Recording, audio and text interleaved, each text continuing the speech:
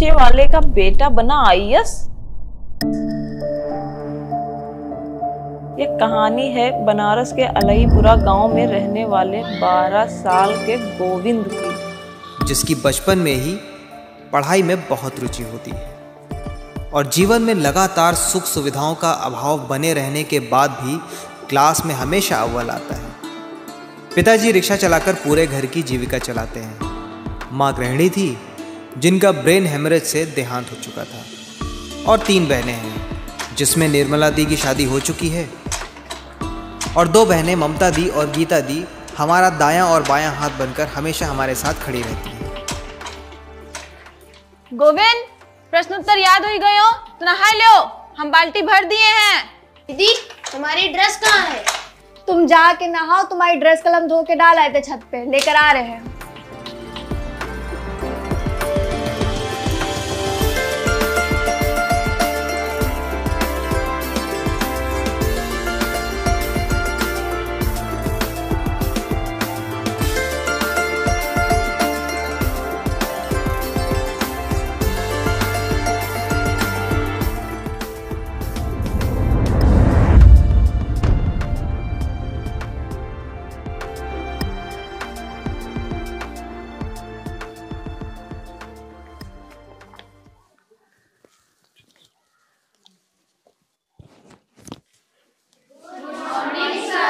Good morning बच्चों, बैठ जाओ। सर, आज हिंदी का टेस्ट है। हाँ, आज हिंदी का टेस्ट है, लेकिन उससे पहले जो कल मैथ्स का तुम लोगों ने एग्जाम दिया है उसके नंबर सुन लो पहले। तो पहला नाम है गोविंद जायसवाल। सर, इनके सबसे ज्यादा नंबर है, 20 में से 19 नंबर। बैठ जाओ। और बाकी सबके 8 नंबर से भी कम। Very bad. Gyan Prakash 6 number, Radhe 4 number, Madhu 5 number.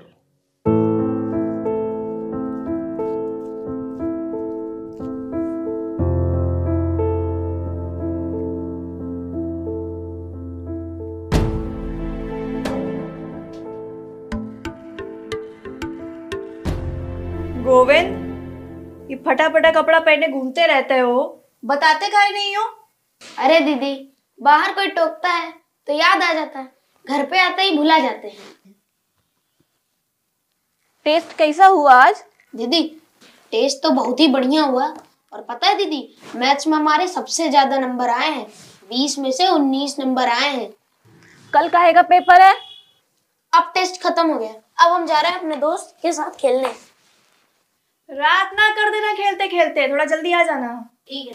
पापा रिक्शा चला के आए, उसके पहले आ जाना। ठीक दीदी।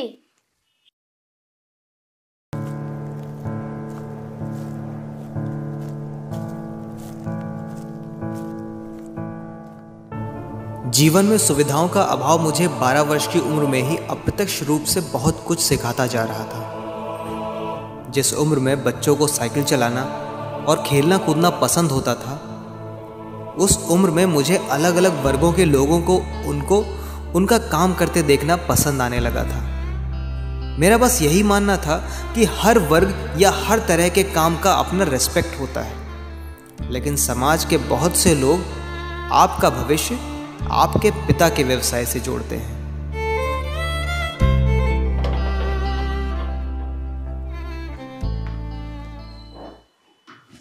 तू भी नहीं पकड़ पाया। नमस्ते अंकल।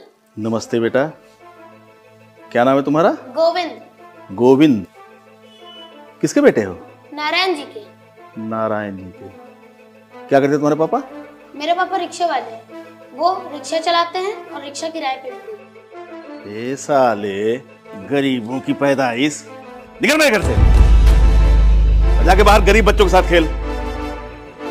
मेरे बेटे के साथ खेल करके उसका भविष्य बर्बाद कर रहा है। पापा, आप अंदर जाइए। आओ आओ, निकल।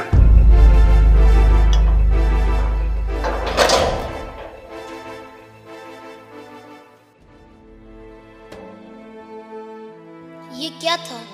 मुझे कुछ समझ क्यों नहीं आ रहा है?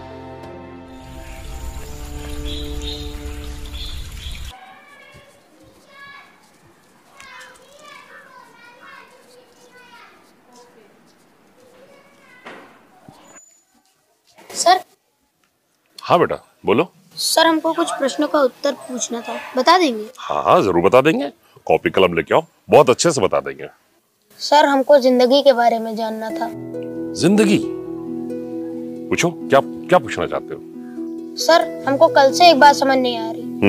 हम क्लास में हमेशा प्रथम स्थान प्राप्त करते हैं और अमित मेरा सबसे अच्छा दोस्त है, लेकिन जब कल हम उसके घर खेलने गए तब उसके पापा ने हमको अपमानजनक शब्दों का इस्तेमाल करके निकाल के दिया।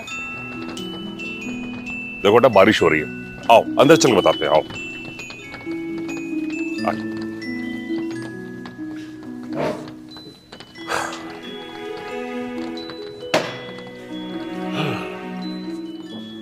देखो बेटा, जो कोई समृद्ध हैं वह तथाकथित ऊंचे वर्ग के लोग ये अपने बच्चों के पास और अपने घर किसी गरीब को आने नहीं देंगे।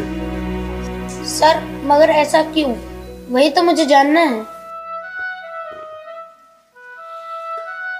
बैकग्राउंड अलग है ना बेटा, इसलिए। इस बैकग्राउंड को बदला कैसे जा सकता है? बैकग्राउंड बदलने के लिए दो रास्ते हैं। पहला तो ये, या तो तुम्हारे पिताजी कोई और काम कर रहे होते, या तुम कुछ ऐसा करो कि तुम्हारे बैकग्राउंड की वजह से तुम्हारे पिताजी का नाम ये समाज जाने। और दूसरा रास्ता ये है, या तो तुम बहुत बड़े बिजनेसमैन बन जाओ, और या फिर पढ़ लिख कर IAS। हाँ, बिजनेसमैन बनने के लिए थोड़ा तो पैसा चाहिए ही होगा। सर हाँ बेटा बोलो। सर ये IAS कैसे बनते हैं? IAS इंडियन एडमिनिस्ट्रेटिव सर्विस, ये बेटा देश की सबसे बड़ी परीक्षा मानी जाती है, और जो इसे पास कर लेता है वो समाज के सारे बैरियर को तोड़ सकता है।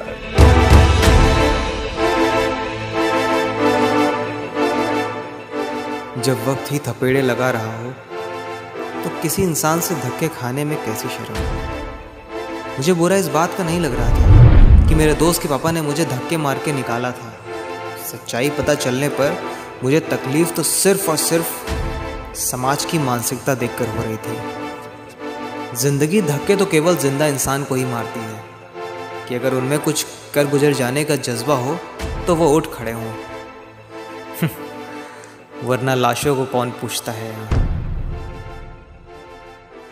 चल गोविंद उठ उठ, बदल दे अपने परिवार का background. Change the background. Change the background.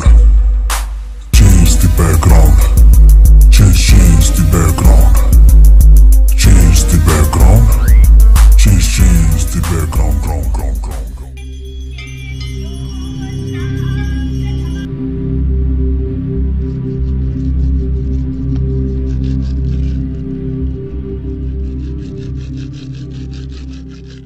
Govind, पापा कह रहे थे कि 12वीं पास कर लो तो तुमको ऑटो रिक्शा दिला देंगे, तुम्हारा क्या मन है?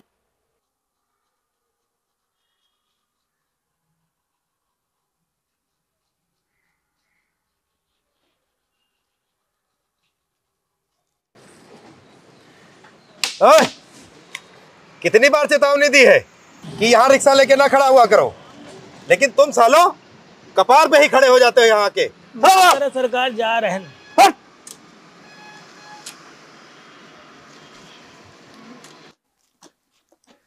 तुम 8वीं कक्षा से ट्यूशन पढ़ा रहे हो और ट्यूशन वाले कहाँ देते हैं इतना पैसा। यही लिए सबका मन रहा है तुमको ऑटो दिला दिया जाए। बात तो ठीक है दीदी, अब हम महीने में ऑटो चला के ट्यूशन से ज़्यादा तो हम पैसे कमा लेंगे। अब लेकिन ये ऑटो फाटो का हमको कुछ भविष्य नहीं समझ में आता है, और ट्यूशन पढ़ाने में हमको एक भविष्य नजर आता है। दीदी बेटा, अगर तुम्हार मन पढ़ाई का है तो निश्चिंत होकर पढ़ो, हम तू का पढ़ा। अरे गोविंद, तुमको पता है जब से तुमने 10वीं कक्षा से सबसे मिलना छोड़कर पूरे मोहल्ले में फर्स्ट डिवीजन से पास किया है ना, सब यही कह रहे हैं कि लड़का बहुत मन लगा के पढ़ता है, लेकिन अब घमंडी हो गया है। बेटा खूब मन लगा के पढ़ो, अरे लोगन का तो काम है कहीं ना। पापा, गोविंद बहुत मन लगाकर पढ़ता है और हमारा भी मन है कि आप इसको पढ़ाइए। हमको पता है कि आपकी हालत सिर्फ एक लोग को पढ़ाने की है, और वैसे भी हम बीए करके क्या कर लेंगे। गोविंद कुछ नौकरी कर लेगा तो घर के हालात सही हो जाएंगे। बेटा, हमारा बड़ा मन है कि तुम देश की सबसे बड़ी नौकरी लेखपाल या कांस्टेबल की करो।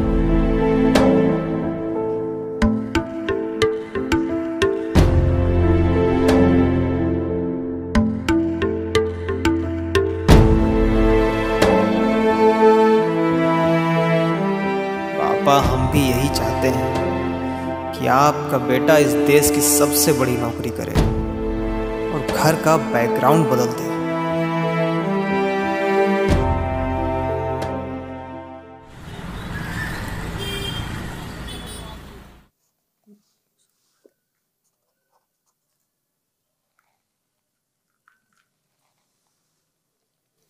ये दीदी, हमको ना पढ़ाई में न्यूज़पेपर जरूरत पड़ेगी, तो कहाँ से और कौन सा न्यूज़पेपर बढ़िया रहेगा? गोविंद, तुमको न्यूज़पेपर की क्या जरूरत है? 5 मिनट मोहल्ले की औरतों के पास बैठो, सारी खबरें मिल जाएंगी। अरे दीदी, हमका यहाँ करंट अफेयर पढ़ना, हम इसलिए बोल रहे हैं। अभी मोहल्ले के न्यूज़ का हम क्या करेंगे? गोविंद, हम सुने हैं एक पेपर 3 रुपए का आता है और एक पेपर 1 रुपए का भी आता है। दीदी, अगर हम 3 रुपए वाला पेपर भी लेते हैं ना तो महीने का बना 90, और अगर 1 रुपया वाला पेपर लेंगे तो भी महीने का 30 रुपया तो बना ही। अब हम लोगन के लिए तो दोनों महंगे हैं।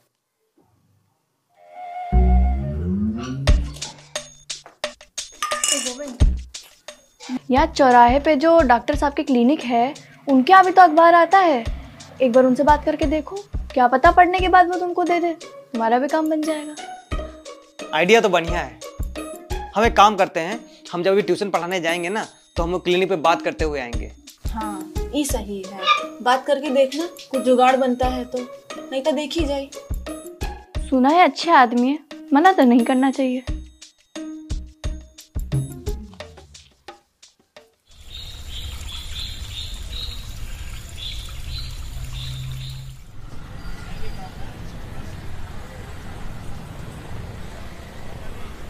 का ममता, तुम्हारी मकान मालकिन बता रही थी कि तुम पढ़ाई छोड़ रही हो। ममता, जैसी जिंदगी चल रही है तुम लोगों की, हम तो कहते हैं झाड़ू को पोछा बर्तन का काम पकड़ लो दूसरों के घरों में, कम से कम कुछ तो जिंदगी बेहतर हो जाएगी। आप क्यों गई थी मार्केट? हमको बताई होती, हम ले आते सब्जी। अरे तुम अचानक से यहाँ, हमको लगा तुमको आने में देर हो जाएगी, इसलिए हम तुमका ना ही बोले। खैर ये बताओ, क्लिनिक गए थे डॉक्टर के पास, न्यूज़पेपर की बात की? हाँ दीदी, हम डॉक्टर को बोल दिए हैं कि क्लिनिक में हम सुबह सुबह झाड़ू पोछा कर देंगे और जब हम रात में आएंगे तो वो हमको न्यूज़पेपर दे देंगे। वक्त के साथ जिंदगी तो कटती जा रही थी, लेकिन उसी गुजरते वक्त के साथ आईएएस बनने का जुनून मेरे सिर पर चढ़ रहा था। 12वीं में मैथ्स लेकर फर्स्ट डिवीजन पास कर लिया था। हमारी दोनों बहनों की शादी हो चुकी थी और किराए पर दिए हुए रिक्शे भी बिक चुके थे। अब घर में बचे थे हम, पापा और हमारी गरीबी के साथ आईएएस बन जाने की एक जलती हुई ज्वाला। वो कहते हैं ना कि हम जैसों के परिवार में लड़कियां अपना भाग्य लेकर आती हैं और हम लड़कों को अपना भाग्य खुद ही लिखना होता है, वरना लड़कों के हिस्से में आती है गरीबी, जिम्मेदारियां और कर्जा।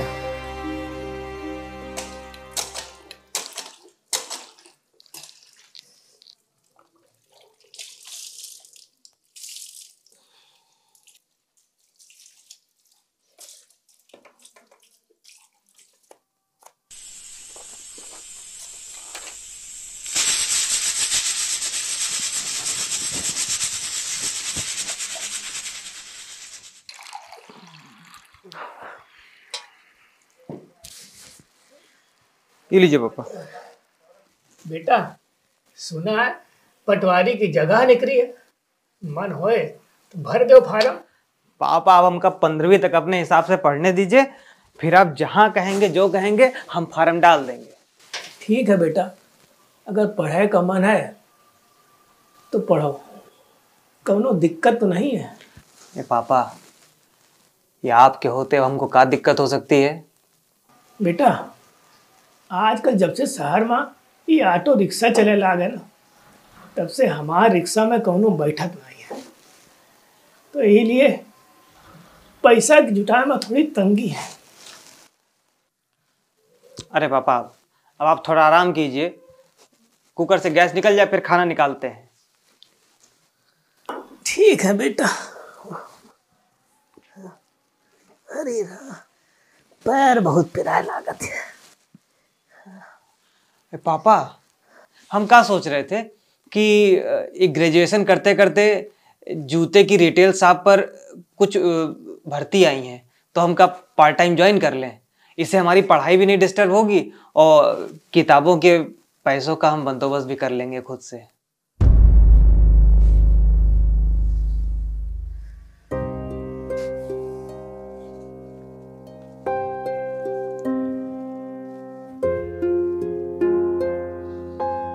जब परिश्रम ही जिंदगी में एकमात्र ऑप्शन हो तो आपके अपने संघर्ष में आपका अपना डेडिकेशन सबसे बड़ा साथी बन जाता है। और अगर आपका डेडिकेशन बहुत ज़्यादा है तो आपका सपोर्ट प्रकृति या भगवान किसी न किसी तरीके से करने ही लग जाते हैं। याद है उस दिन किताब खरीदने के लिए मेरे पास केवल 5 रुपए थे।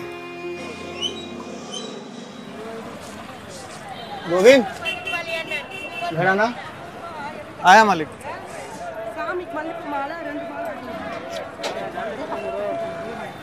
ये लो इस महीने की पगार। धन्यवाद मालिक। और हाँ, दुकान जल्दी बंद करनी है, 2 चंदे करके दुकान बंद कर दे। ठीक है मालिक।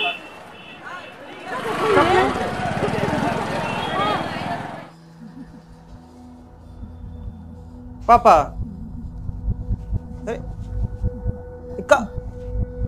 अरे आपको तो बुखार है। अचानक से कमजोरी लग रही है, कुछ ठीक नहीं लग रहा है बेटा। बुखार की वजह से लग रहा होगा पापा आपको। आप लेटिए, हम डॉक्टर से दवा लेके आते हैं। आप लेटिए, आराम करिए। बेटा क्लिनिक में पेपर लेने जाना, तब दवा ले आना। अरे पापा काहे इतनी टेंशन लेते हैं, हम लेके आते हैं दवा। दवाई किताबों के लिए 20 रुपया लोटा में रखे, बस वही है। आप बैठिए, हम लेके आते हैं। बेटा पैरों में भी बहुत दर्द हो रहा है, बता देना डॉक्टर को। ठीक है पापा।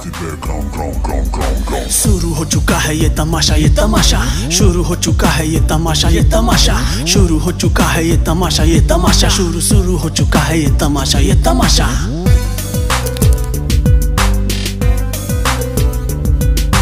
पता न चला जब माँ ने हाथ छोड़ा, पता न चला जब माँ ने हाथ छोड़ा।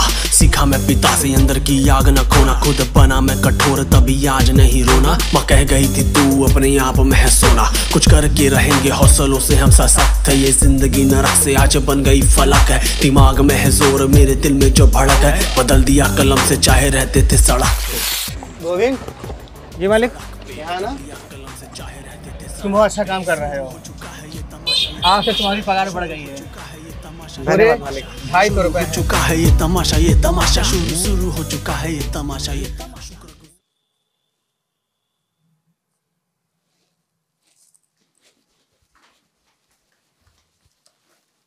अरे प्रणाम दीदी। आशीर्वाद है।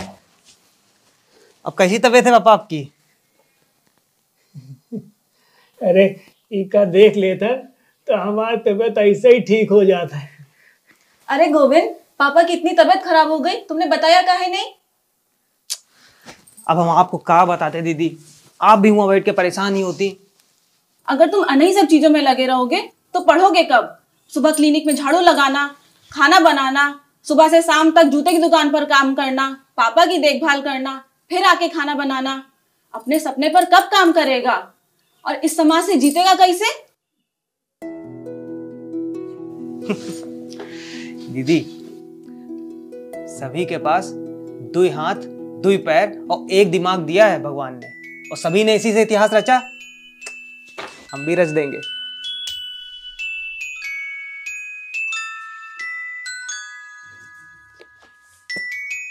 अरे हाँ दीदी, वो उदय भैया को हमारे जूते का काम बहुत पसंद आया, तो वो हमारी पगार जो है ना बढ़ा दिए। अरे ये तो उतने ही है जितने पे तुमने काम चालू किया था। ये 100 रुपए की हम किताब खरीद लिए थे। जाके लोटे में रख दे।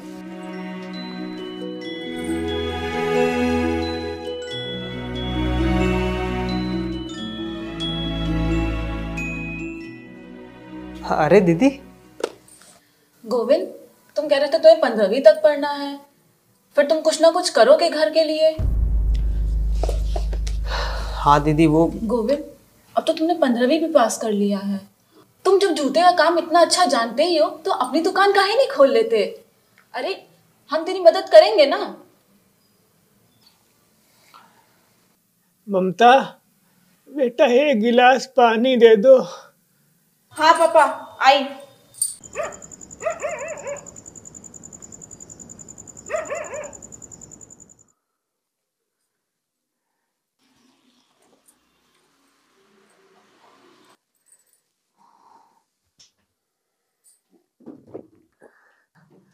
खा गोविंद, दीदी के आए से सुस्ती आ गई।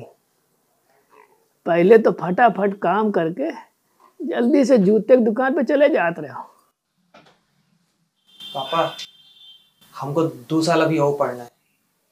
2 साल और का है? का 15वीं के बाद भी कोई पढ़ाई होता है? हाँ पापा,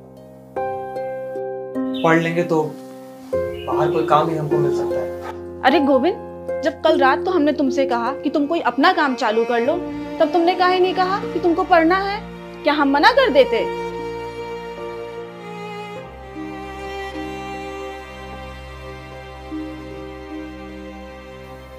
आपने हमारी पढ़ाई जारी रखने के लिए अपनी पढ़ाई का त्याग कर दिया।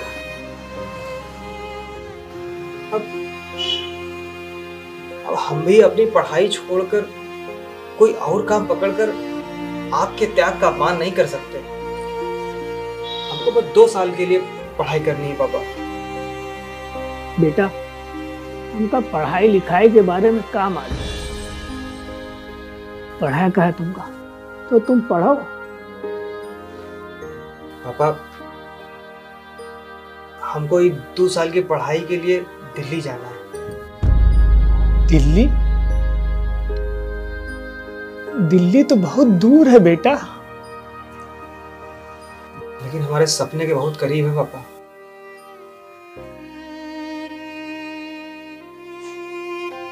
कब जाना है?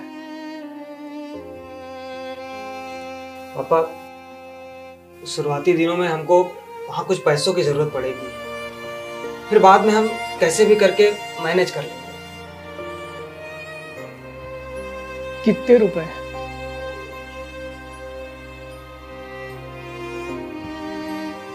हर महीने कम से कम 3,500 रुपए लगेंगे।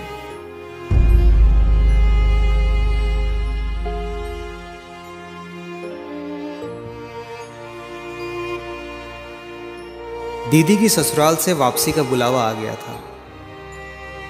पापा के बीमार होने के बाद दीदी चाह कर भी नहीं रुक पाई। शायद उस दिन मुझे महसूस हुआ कि लड़कियां एक दिन अपने घर में ही मेहमान हो जाती हैं। मेरे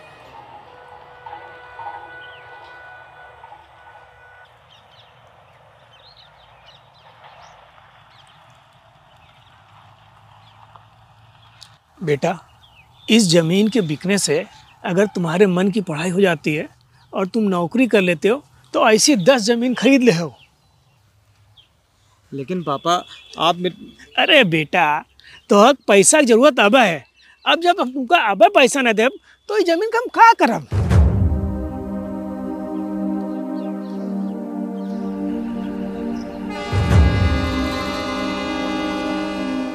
जब पीढ़ियों से बचाई गई जमीन एक बाप अपने बच्चे के भरोसे पर एक झटके में बेच दे, उसी वक्त जिम्मेदारियों के कंधे बदल जाते हैं। अब मैं अपने पिताजी की जिम्मेदारी नहीं था, बल्कि मेरे पापा अब मेरी जिम्मेदारी बन चुके थे।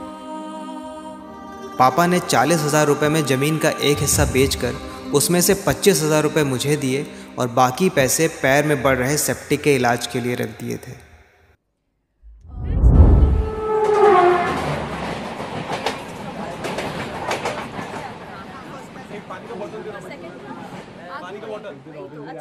उसका पेन गिरा वो गया। क्या खाओगे? शरबत शरबत या वड़ा पाव? क्या चाहिए यार? 10 रुपया हो गया, 10 रुपया। चाय लीजिए, चाय लीजिए।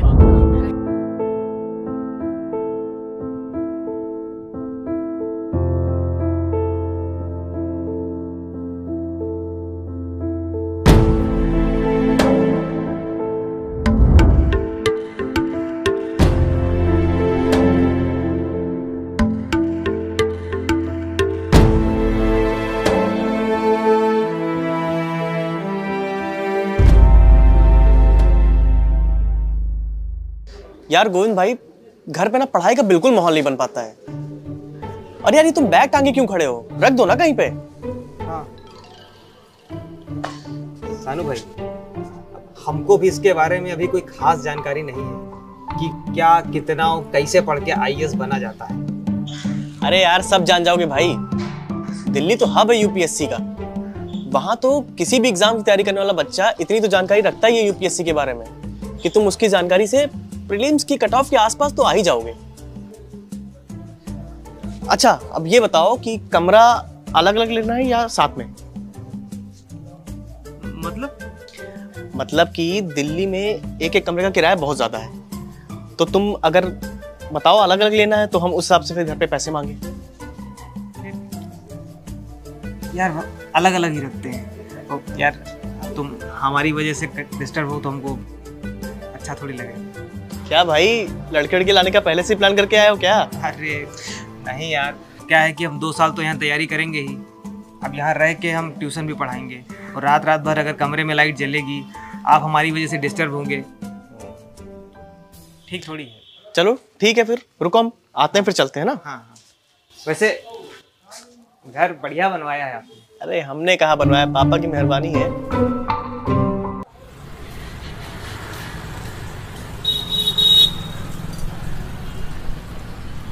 जितना भी लड़का यूपीएससी की तैयारी करने दिल्ली आता है, सब दिल्ली आता है। सभी का ही हो जाता है क्या? सबका नहीं होता है, लेकिन जो तैयारी अच्छे से करेगा उसका हो जाएगा।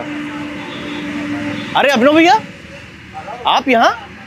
अरे बैग वैग लिए कहाँ जा रहे हैं? कहाँ की तैयारी में? यार तुम्हारे भाग अच्छे हैं, जो दिल्ली में कदम रखते हैं यूपीएससी के मारुतियों के दर्शन हो गए। अभिनव भैया दिल्ली छोड़कर हमेशा के लिए घर जा रहे हैं। पर ऐसे कैसे आप जा सकते हैं भैया बिना डीएम बने?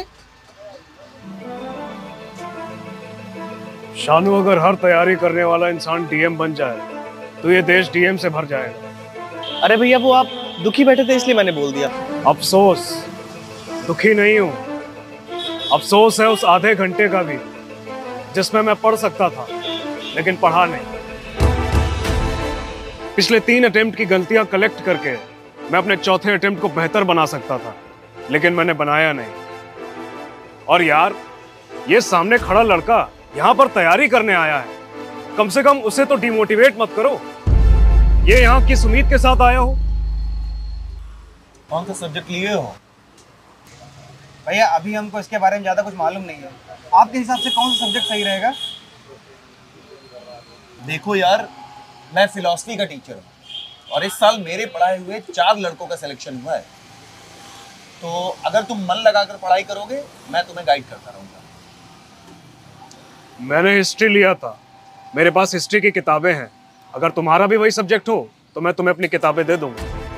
इस समय सब्जेक्ट तो मेरे लिए इम्पोर्टेंट थे ही नहीं, ना ही मेरा किसी सब्जेक्ट में इंटरेस्ट था।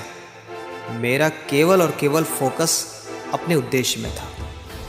सब्जेक्ट में इंटरेस्ट होता तो मैं प्रोफेसर बनने के लिए ट्राई करता, उद्देश्य को हासिल करने के लिए टूल्स में इंटरेस्ट या टूल्स से प्यार होना ज़रूरी नहीं है।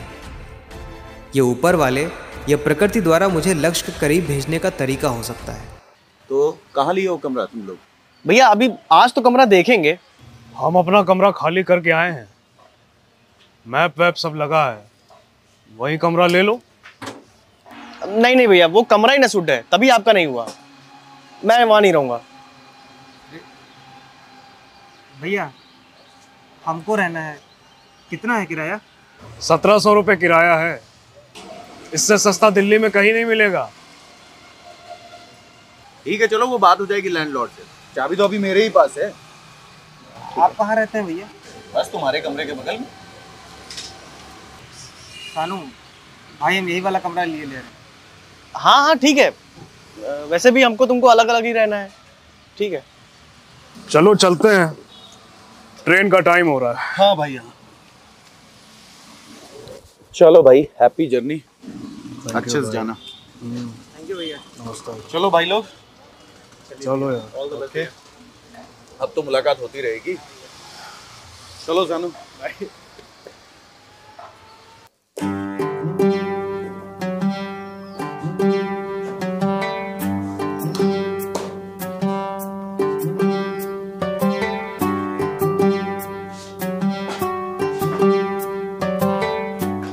गोविंद, ये टिफिन वाले का नंबर है, फोन करके बोल देना दोनों टाइम खाना पहुंचाने के लिए, ठीक है? अच्छा वो भैया, यहाँ पर कितने में है टिफिन और चाय? महीने के आखिर में 1600 रुपए खाने का देना है और 180 रुपए चाय का। तो हाँ, वो आप कह रहे थे कि यहाँ कहीं हमको ट्यूशन बताएंगे? अरे हाँ, यहीं पास में एक अंकल रहते हैं, शायद किसी गवर्नमेंट जॉब में है, उन्हीं के बच्चे को पढ़ाना है। चलिए भैया हमारी बात करवा। अरे अरे अरे अरे, समय देख रहे हो, कितनी रात हो गई है। कल चलेंगे, जाओ जाकर पढ़ाई करो और कोई दिक्कत हो तो पूछ लेना। ठीक है भैया।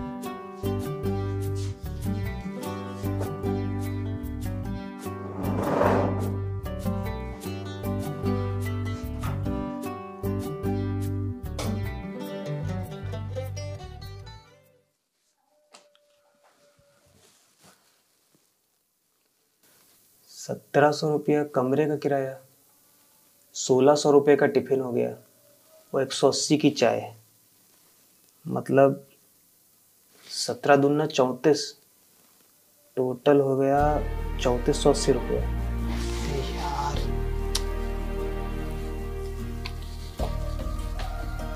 मतलब महीने का केवल हमारे रहने खाने का ही हो पाएगा। करंट अफेयर्स की किताब भी खरीदनी है, मैगजीन भी खरीदना है, सब कैसे जुगाड़ करेंगे? एक काम करते हैं, देखते हैं कहाँ कहाँ कटौती हो सकती है। इसमें तो कटौती नहीं की जा सकती। हाँ, टिफ़िन का हम कर देते हैं 800 रुपया और चाय का भी हाफ कर लेते हैं, तो ये हो गया 90। टोटल हो गया 8 और 7 15, मतलब 2590 रुपये। हाँ ये ठीक है। बाकी देखते हैं कि ट्यूशन से हमको कितना मिल जाता है। इसका हिसाब इधर लिख लेते हैं, महीने का खर्चा।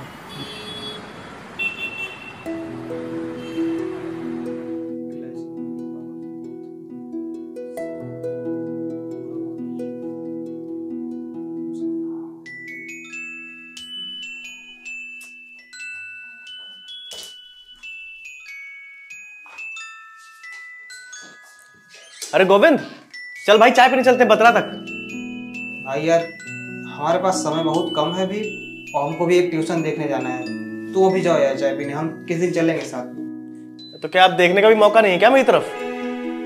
भाई यार तुम्हारी तरफ देखकर हम मना नहीं कर पाते, इसीलिए यार हिम्मत नहीं पड़ी तुम्हारी तरफ देखकर बोलने की। तू अभी जाओ, हम चलेंगे ना किस दिन साथ में। चलो ठीक है, तुम पढ़ो, हम जाके चाय पी के आते हैं। शुक्रगुजार हूँ मैं उनका जिन्हें पढ़ने को दिया, शुक्रगुजार हूँ मैं उनका जिन्हें किताब है दिया, और जुनून अंदर का मुझे खुद संभलने का। शुक्रगुजार हूँ मैं उनका जिन्हें पैदा है किया। हर तरफ से मैं बंधा, मेरे पास पैसे नहीं, पर अंदर था जुनून हार मानने का नहीं। तो दौड़ा इधर उधर, कोई बच्चा तो मिले कि पढ़ा के करूँ पैसों की इस भूख को फतेह।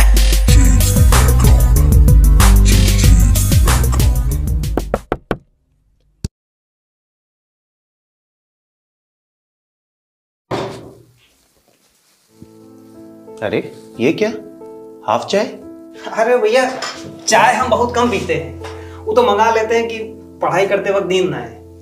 अच्छा, और वो खाना नहीं लाया तुम्हारा? क्या है भैया कि रात को हम खाना नहीं मंगवाते हैं, खाना खा लेते हैं, फिर पढ़ाई करते वक्त बहुत नींद आती है।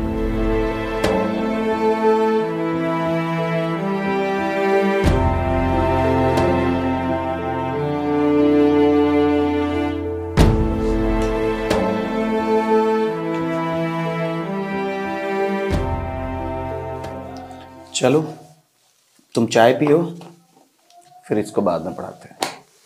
भैया वो हीगल की द्वंद्वात्मक प्रणाली आज खत्म कर देते हैं।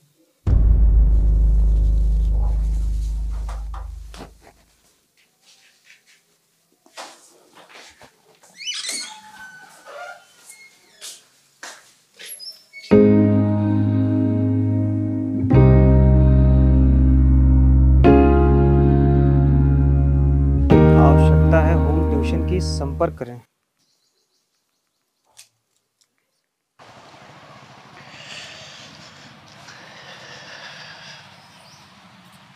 अरे भाई बधाइयाँ ही बधाइयाँ। अरे तुम यहाँ? अरे भाई अब तुम हमको कुछ बताओगे नहीं तो पता नहीं चलेगा क्या? यूपीएससी के साथ साथ यूपी पीसीएस का प्रीलिम्स भी क्लियर कर दिए हो, क्या बात है। तुमको कैसे पता चला? अरे भाई आज 10 अगस्त है, मुझे पहले से पता था कि आज यूपी पीसीएस के प्रीलिम्स का रिजल्ट आ रहा है, तो गए थे हम धर्मेंद्र भैया के पास और मैंने पूछा उनसे। क्या बात है यार, शाबाश। अरे यार वो सब छोड़ो, अब सब कुछ हद तक ठीक चल रहा था तो यार हमारा वो ट्यूशन छूट गया। क्या हुआ भाई, क्या कांड कर दिए तुम? अब तुमको यार हर बात पे कांड ही दिखता है। वो क्या है कि जहाँ ट्यूशन पढ़ाते थे ना तो उनके पापा का ट्रांसफर हो गया बाहर। अच्छा। वो कहीं बाहर निकल गए तो चलो कोई बात नहीं, ट्यूशन मिल जाएगा। अभी हम जो है अपनी महिला मित्र से मिलने जा रहे हैं ना थोड़ा। हाँ ठीक है, जल्दी। ठीक है। अरे सुनो तो। अरे ठीक है भाई। सानू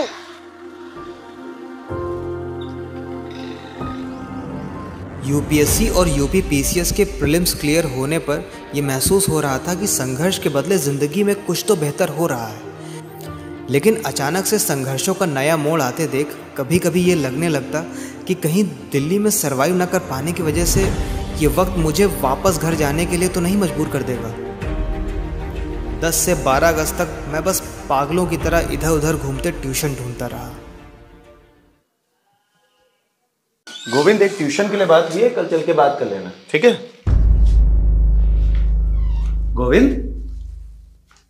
गोविंद कहाँ हो भाई? कह रहा हूँ एक ट्यूशन के लिए बात हुई है, कल चल के बात कर लेना। थैंक यू भैया, आपने हमारी आधी टेंशन खत्म कर दी। अरे वो सब छोड़ो, ये बताओ, हम सुने हैं कि तुम यूपी पीसीएस का मेंस नहीं देने जा रहे? हाँ भैया, आपने सही सुना है। क्या हम जान सकते हैं कि आखिर मेंस क्यों नहीं देने जा रहे हो तुम? भैया अगर हमने अपने आप को किसी उद्देश्य से अटैच कर लिया है तो हम उसको अल्टरनेटिव नहीं समझ सकते ना। जहां तक हमारी समझ है हम उससे थोड़ा वीक हो जाते हैं। ठीक है ब्रदर, चलो फिर कल 4 बजे रूम पे आ जाना, चल के ट्यूशन की बात कर लेते हैं। ओके भैया, आज दोपहर को टिफिन नहीं आया था। अरे तुम तो एक टाइम टिफिन लेने वाले, उस पे भी वो टिफिन नहीं दिया। भैया एक बार जरा फोन कर लीजिएगा, हमने मिलाया था तो उठा नहीं उसका फोन। वो छोड़ो, फिलहाल तुम मेरे रूम में आओ, मेरा टिफिन रखा हुआ है, चलो मिल के खाते हैं हम लोग। आ जाओ, उसके बाद सुबह उसको देखेंगे, हड़काया जाएगा। आओ। एशिया तथा अफ्रीका में ब्रिटेन के व्यापार और अन्य आर्थिक हितों को आगे बढ़ाना।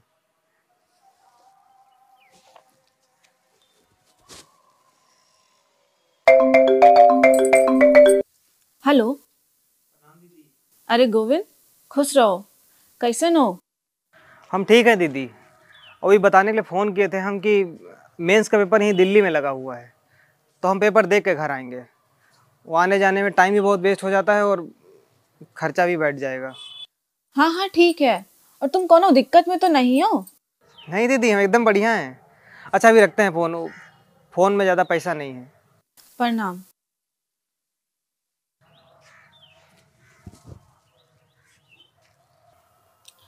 इतिहास के 48 टॉपिक हैं, फिलॉसफी के 41 टॉपिक हैं, जनरल स्टडी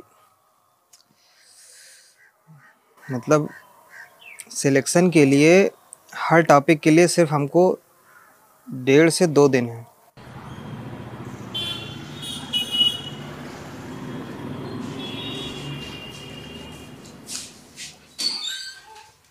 अरे भैया, शानू के साथ? पहली बात तो शानू नाम है मेरा, ठीक है? शानू। अरे छोड़ो यार, और बताओ। हमारे साथ चलने से मना करते थे ना, अब आज देखते कैसे मना करते हो। चल गोविंद, चलो फटाक से तैयार हो जा, चलते हैं बत्रा मूवी शूवी देख के आते हैं आज। भैया आप लोग जाइए, हम चलेंगे ना किसी दिन साथ में। तो क्या है कि हमारे पास टाइम बहुत कम है और पढ़ना बहुत ज्यादा। चलो चलते हैं, पढ़ने दो इसको। एक का नंबर है। अरे तुम्हारे पिताजी की तबीयत इतनी खराब है और तुम वहां दिल्ली में बैठे मौज काट रहे हो। अरे जरा भी दया हो तो अपने बाप के लिए आके कुछ कर लो, उनकी सेवा पानी। रेंगते हुए चल रहे हैं, रेंगते हुए। कौन बोल रहा है? Hello hello.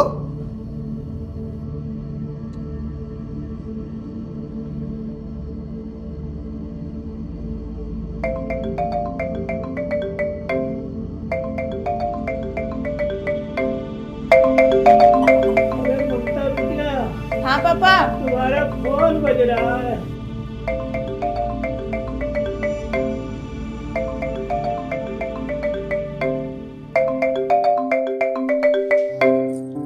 किसका है? गोविंद है पापा। बिटिया, हमको भी गोविंद की आवाज सुननी है। आवाज बढ़ा दो, यहाँ आके बैठ के बात करो। हेलो। प्रणाम दीदी। खुश रहो। कैसन हो? ठीक है दीदी, ये बताइए पापा की तबीयत इतना खराब हो गई कि पापा कराल करके चलते हैं। नहीं नहीं, ज्यादा दिक्कत नहीं है, पट्टी वट्टी करके ठीक कर रहे हैं। अरे सेफ्टी कितना बढ़ गया है, डॉक्टर सर्जरी कराने बोला है, झूठ काहे बोल रही है? अरे गोविंद, तुम चिंता ना करो, पढ़ाई पर ध्यान दो, और हम सब तो है ही ना यहाँ पे।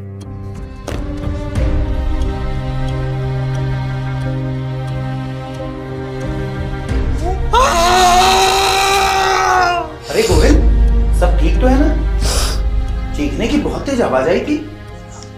हाँ भैया ठीक है सब। वो आँख लग गई थी ना तो अचानक से डर गए थे। आप पिक्चर देखने नहीं गए? हाँ, साथ चलेंगे। वो टिकट है ना, सानू के महिला मित्र ले गए। ठीक है भैया, जल्दी साथ चलते हैं। बिल्कुल, चलो फिर अभी तुम पढ़ाई करो मन लगाकर। हाँ भैया। ओके।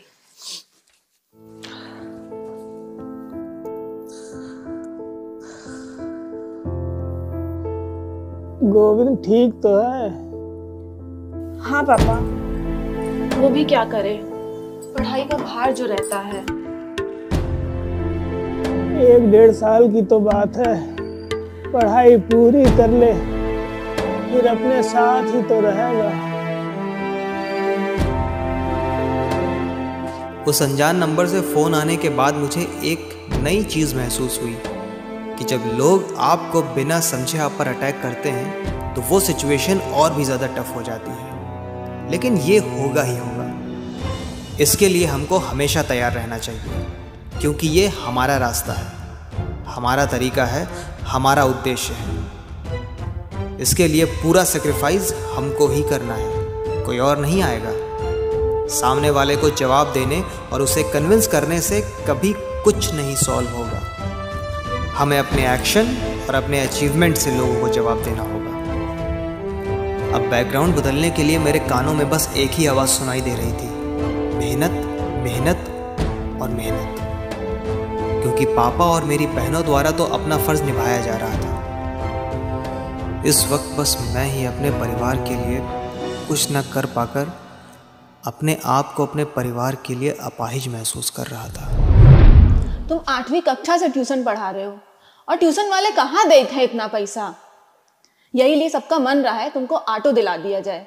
बेटा, अगर तुम्हार मन पढ़ाई का है तो निश्चिंत होकर पढ़ो, हम तू का पढ़ा। बेटा खूब मन लगा कर पढ़ो। अरे लोगन का तो काम है कहना कि तुम देश की सबसे बड़ी नौकरी लेखपाल या कांस्टेबल की करो। पापा हम भी यही चाहते हैं कि आपका बेटा इस देश की सबसे बड़ी नौकरी करे और घर का बैकग्राउंड बदल दे।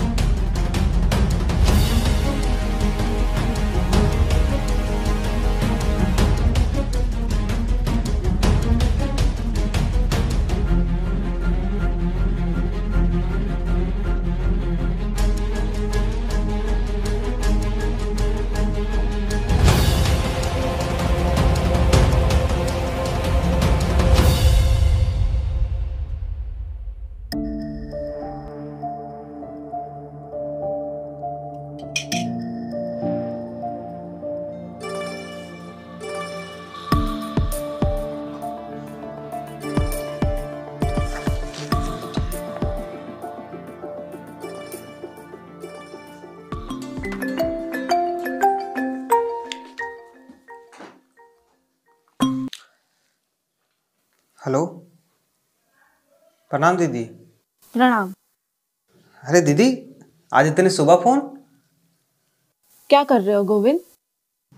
पढ़ रहे थे। सब ठीक तो है ना दीदी?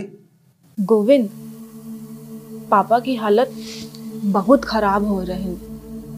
वो रोटी और अचार को पानी में डुबो डुबो के खा रहे हैं। सब्जी तक लाने के पैसे नहीं है यहाँ, और इधर हमारे यहाँ भी कुछ सही नहीं चल रहा, तो शायद हम वहाँ आकर कुछ मदद ना कर पाए। हेलो गोविंद, हेलो हेलो, तुम सुन रहे हो ना?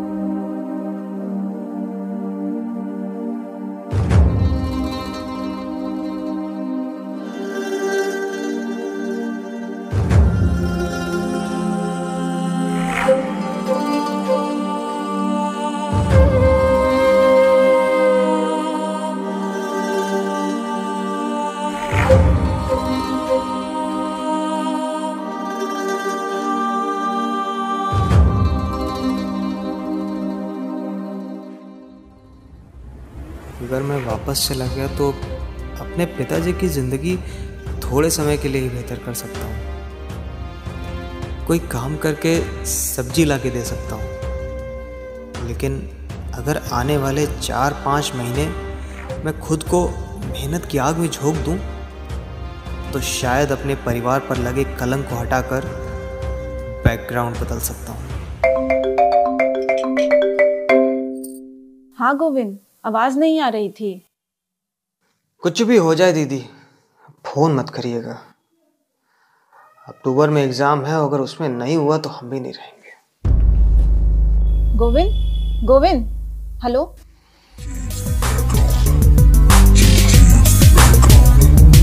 मेरी बहन वहाँ बैठी एक एक पैसे वो गिनती है, तकलीफ में वो रह के मेरे बारे पहले सोचती है। कैसे तुम बताओ मैं हार मान जाऊं, फंसाऊं फंदे में गला या पूरी जो लगाऊं।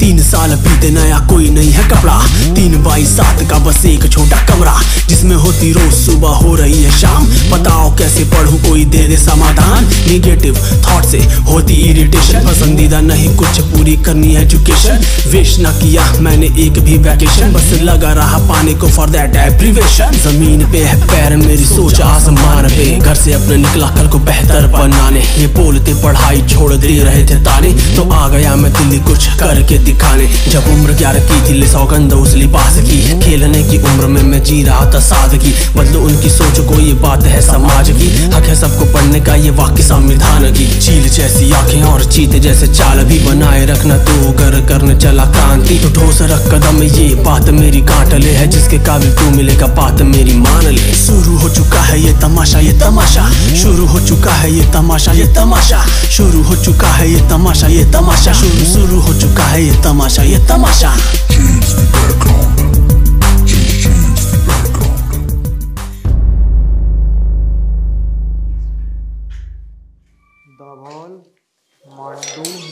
गोविंद, ये लो, ये नोट देख लेना। अरे थैंक यू भैया, इसकी बहुत जरूरत थी हमको। अरे वो अभिनव पूछ रहा था तुमको।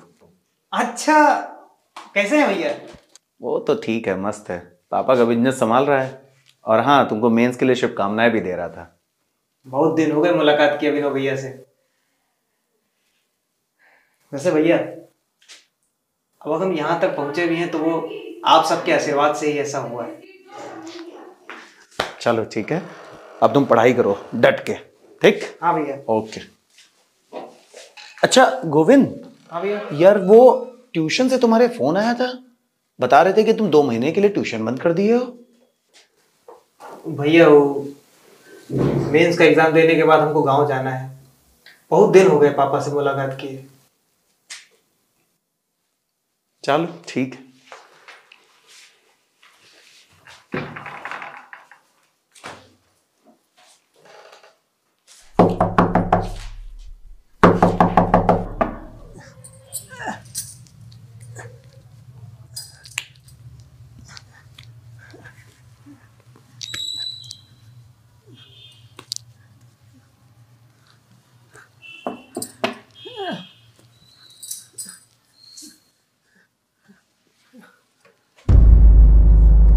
पापा पापा पापा, ये क्या हो गया है? ये कैसे हुआ है? कुछ नहीं बेटा, तुम बैठो चलो। लेकिन ये हुआ कैसे? तुम बैठो चलो, बैठो।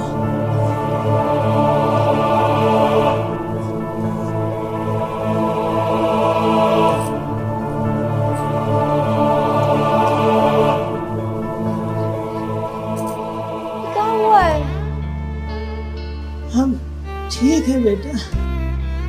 आपकी तो बहुत ही हालत खराब है। नहीं बेटा, ठीक है।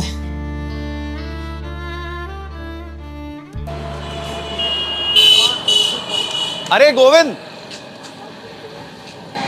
अरे भैया, कैसा जा रहा है मेंस? बस भैया मेंस पेपर बढ़िया गया, अभी फिलॉसफी का है, देखते हैं। अरे अशोक जी, एक चाय दीजिए। अरे नहीं भैया, चाय नहीं लेंगे, हम जा रहे हैं जरा कमरे पर, वो हमारा टिफिन आ गया होगा तो सीधे लंच करेंगे। चलो ठीक है। और सुनो। हाँ भैया। 3 दिन बाद तुम्हारा पेपर लगेगा फिलॉसफी का। कोई भी डाउट हो, कोई दिक्कत हो तो पूछ लेना बेझिझक, ठीक है? हाँ ठीक है।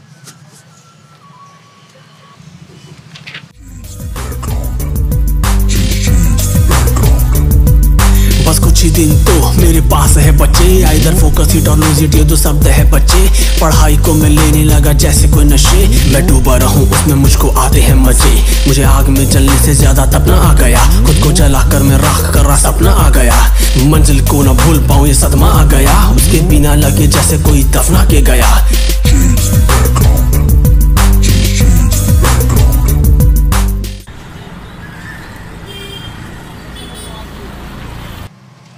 और तुम्हारे सारे पेपर बढ़िया हुए? हाँ सर, बढ़िया गए थे। भूगोल में प्लेटोन डिस्टर्ब हो गया था थोड़ा बहुत। भैया मेंस के सारे पेपर बढ़िया हुआ है। आज रात तो हम जरा गांव निकल रहे हैं, बहुत दिन हो गए घर में। चलो यार, वेरी गुड। चलो फिर, हैप्पी जर्नी। थैंक यू भैया। अरे गोविंद सुनो, ये कह रहे हैं कि इंटरव्यू की तैयारी बराबर करते रहना, ठीक है? चलो ओके। बहुत मेहनती लोग हैं।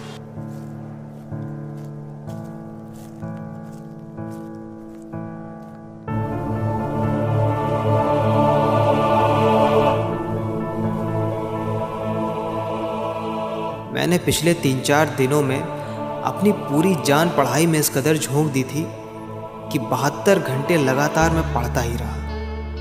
दिन रात खाना पानी सब कुछ भूल चुका था मैं। आज 3 दिन बाद मैं खाना खाने के लिए बैठा था। मेरी आंतें इतना सूख चुकी थीं कि 3 दिन बाद रोटी का एक निवाला भी मेरे गले के नीचे नहीं उतर रहा था।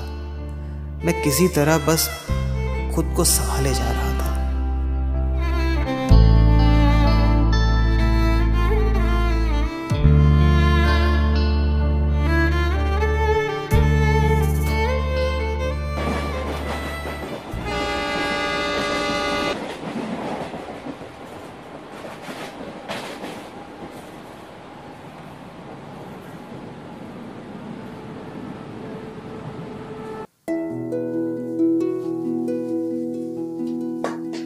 प्रणाम पापा। अरे गोविंद बेटा। हाँ पापा, आप हाथ मुंह धो के कुछ खा लीजिए, फिर डॉक्टर के पास चलते हैं। डॉक्टर के पास का है बेटवा, वहाँ तो बहुत पैसा लागत है। पापा हम डॉक्टर से बात कर रहे हैं, आपके पैरों की सर्जरी होनी है आज। आइए। शून्य करने वाला इंजेक्शन नहीं लगाएंगे तो हमको ऐसे ही करनी पड़ेगी उनकी पैरों की सर्जरी।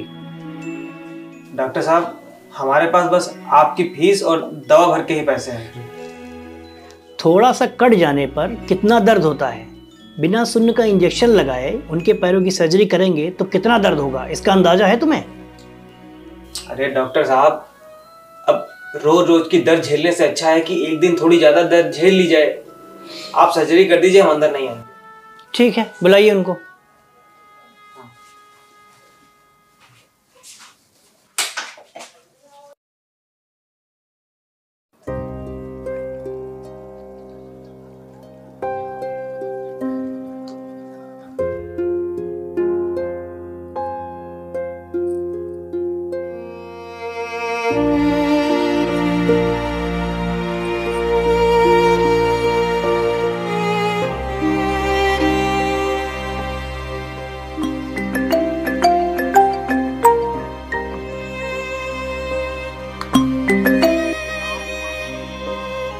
प्रणाम दीदी।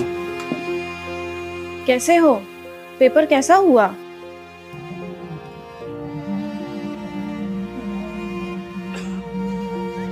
दीदी, अगर हमको इससे ज्यादा पढ़ना पड़ा ना तो हम मर जाएंगे।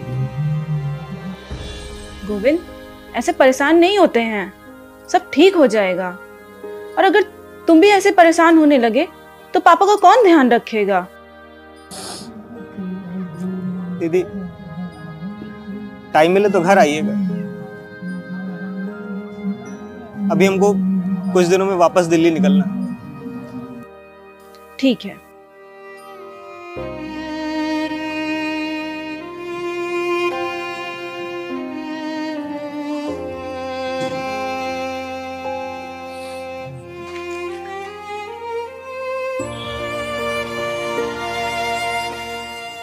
पापा,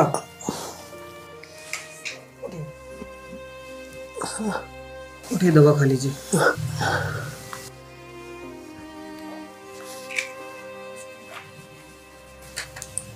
ले लीजिए। बेटा, तुमका दिल्ली तो फिर जाएगा पड़ी। अब ही तुमका दिल्ली गए 2 साल तो भया नहीं है। आप हमारी चिंता न करिए, अब दवा खाइए, अब थोड़ा ठीक हो जाइए। अरे बेटा, हमार घाव 2-4 दिन में भर जाइए। अब तुम ना दिल्ली जाए की तैयारी करो। ठीक है, लेकिन आप पहले दवा खाइए और थोड़ा आराम कीजिए, नहीं तो दवा का असर नहीं करेगा। लेटिए पापा। ठीक है बेटा, अब तुम जाके आराम करो, तुम का दिल्ली जाएगा है ना। आप लेटिए। ठीक। सर्जरी के वक्त पापा के मुंह से दर्द के मारे निकली वो चीख मेरे कानों में बार बार सुनाई दे रही थी। मुझे अब समझ आ गया था कि अब इस सिचुएशन से निकलने के लिए मेरे पास बस 3 से 4 महीने ही हैं और पापा के ज़रा सा ठीक होने पर ही मैं दिल्ली वापस चला गया।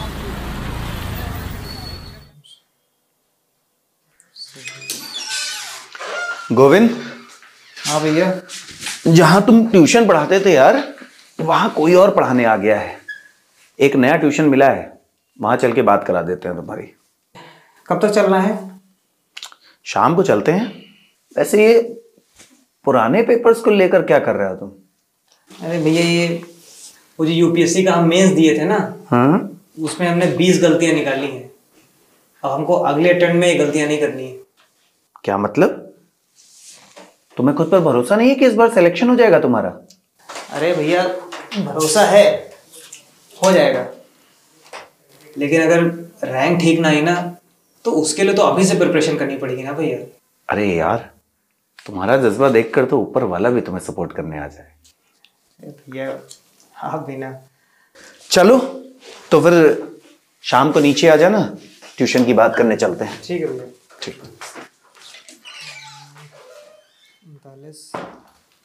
मेंस क्लियर हो चुका था। अब इंटरव्यू और अगले प्रीलिम्स के लिए मैंने अपने आप को एक संक्षिप्त रूप दे दिया था। एक कमरे से ट्यूशन तक और ट्यूशन से वापस कमरे तक ही मेरा आना जाना था।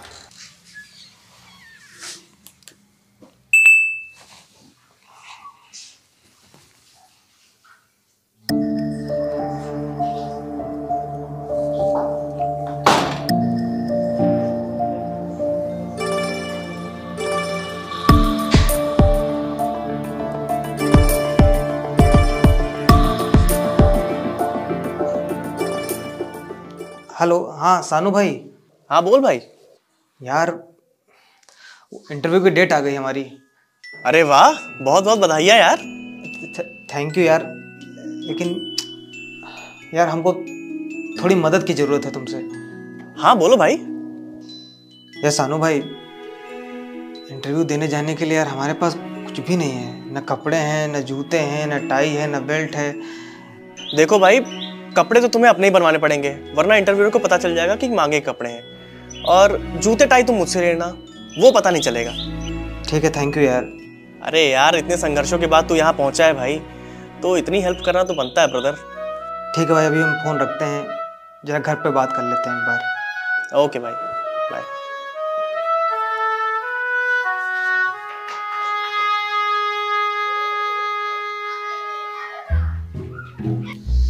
यार ये इतना बड़े शहर में भी टाइम बे टाइम लाइट चली जाती है।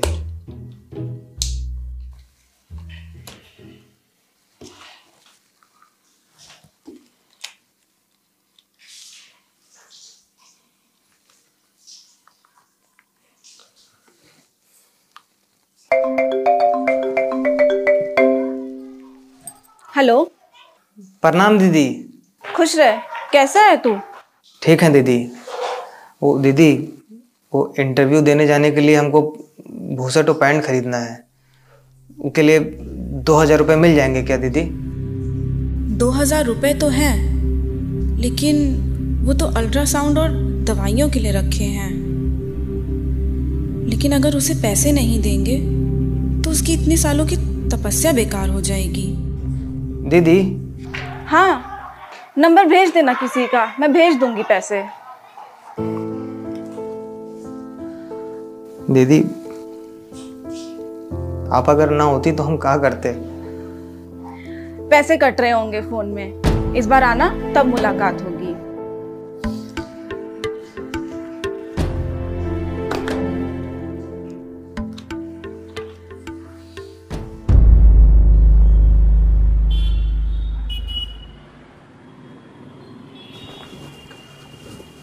अरे गोविंद, अरे कहाँ इतनी जल्दी में? इंटरव्यू कैसा गया?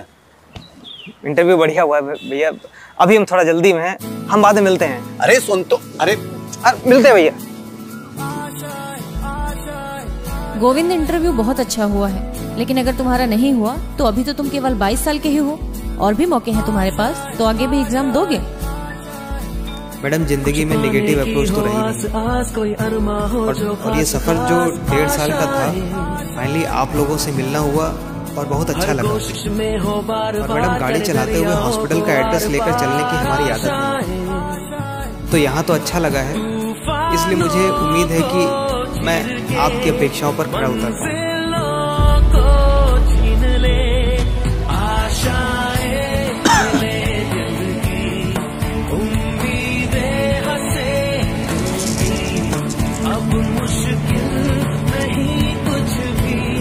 तुमसे कितनी बार बताया है कि अपना कूड़ी भाड़ा लेके रोड पे मत बैठा करो। समझ में नहीं आता तुम्हारी? है वसूली के नाम पे 1 रुपया नहीं निकलता है तुमसे। बस सामान रख के रोड पे बैठ जाओ। चलो अंदर करो। इनके लड़के ने भी आईएएस का इंटरव्यू दिया है। अगर बन गया ना आईएएस आईपीएस तो तुमको ब्याह सही तो इसलिए देगा।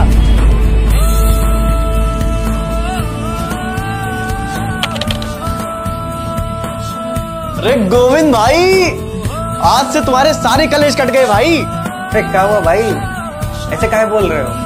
अबे यूपीएससी क्लियर कर दियो भाई तुम, आईएएस बन गए आईएएस। ऑल ओवर इंडिया 48वीं रैंक आई है तुम्हारी, और तो और हिंदी माध्यम से 3रा स्थान आया है तुम्हारा। वो एक सपना था, पूरा कर दिखाना एक मकसद है। सपने मेरे ऊंचे दिखी मंजिल है, पुराने रहते साथ जो विश्वास उनके अंदर है। पूरी दिल्ली की सड़कों को भाव में है छाना, स्ट्रगल को है मैंने फिर से गॉड अपना माना। पूरे भारत के कोने कोने में कैसा है गोविंद? तक मोटिवेशन मैंने है पहुंचाना। शुरू हो चुका है ये तमाशा, ये तमाशा शुरू हो चुका है, ये तमाशा, ये तमाशा शुरू हो चुका है, ये तमाशा, ये तमाशा शुरू से बैकग्राउंड बदल दिया दीदी। शुरू हो चुका है ये तमाशा, ये तमाशा शुरू हो चुका है, ये तमाशा, ये तमाशा शुरू हो चुका है, ये तमाशा, ये तमाशा शुरू हो चुका है, ये तमाशा, ये तमाशा।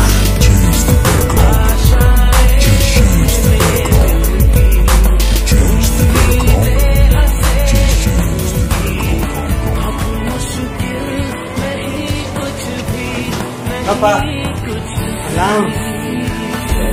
आईएएस बन गए हम पापा। अरे बेटा, बस सरकारी नौकरी लग गए। हाँ पापा। बहुत अच्छा बेटा। बेटा अब तुमका नौकरी यही आसे पास करे पड़ी या कहूँ दूर जाए पड़ी?